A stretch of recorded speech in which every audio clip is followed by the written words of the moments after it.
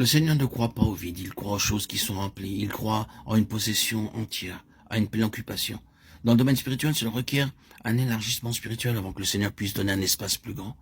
Je crains que la chrétienté ait renversé les choses en réalisant de grands espaces et en espérant s'y déployer. C'est ainsi que de grands bâtiments sont construits, puis une très grande somme de travail et de labeur est mise en action pour essayer de le remplir. Le Seigneur ne fait pas les choses de cette manière. En tout premier lieu, il élargit, puis il donne en conséquence.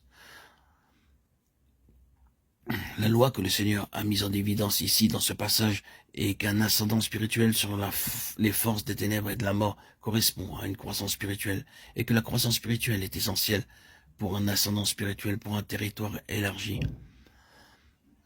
Je vous invite à relire Exode 23, 29, 30. Cela rend la vision très claire. Le défi que le Seigneur place devant nous est celui-ci. Pouvez-vous occuper ce terrain? Pouvez-vous le remplir? Pouvez-vous le posséder? En êtes-vous capable si je vous le donne? Le désastre serait d'autant plus grand si le Seigneur donnait un territoire vaste et que nous ne pourrions pas l'occuper, le remplir. Combien la croissance, la maturité et l'expansion spirituelle sont importantes. Toute la question de la victoire progressive repose sur un développement spirituel progressif. Il ne repose pas sur la possession d'un don d'ascendant provenant du Seigneur. L'ascendant, en fait, se développe en nous par une croissance et un élargissement spirituel. C'est une question de capacité. En conséquence, ceux qui connaissent le plus la victoire ne sont pas toujours ceux qui en parlent le plus, mais ceux qui sont passés à travers des expériences et des processus par lesquels ils ont été sur un plan spirituellement puissamment élargi en Christ.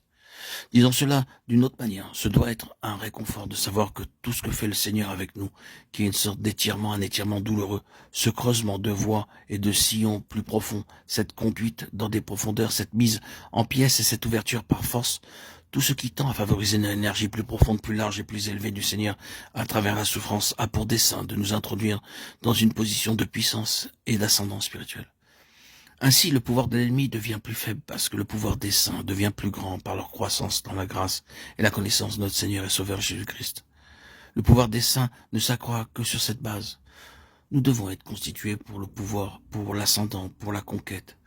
Il est tout à fait évident que s'il n'y a pas un arrière-plan spirituel adéquat à la vie de ceux qui portent des assauts contre l'ennemi, ils seront mis en pièces. Ils seront incapables de tenir devant lui. Cela requiert qu'ils soient compétents spirituellement, qu'ils possèdent des richesses spirituelles, un arrière-plan spirituel, une plénitude spirituelle pour tenir tête à l'ennemi et le forcer à quitter sa position. Il est important que nous reconnaissions cela. Il nous faut reconnaître un élargissement en vue de pouvoir occuper. Le Seigneur ne nous donnera rien autrement. Il est gouverné par une sagesse infinie dans la manière dont il agit avec nous. Je ne les chasserai pas en une seule année, loin de ta face. Je les chasserai peu à peu, loin de ta face, jusqu'à ce que tu augmentes en nombre. Exode, chapitre 23, 29, 30. La mesure de l'ascendant spirituel est celle de la croissance spirituelle.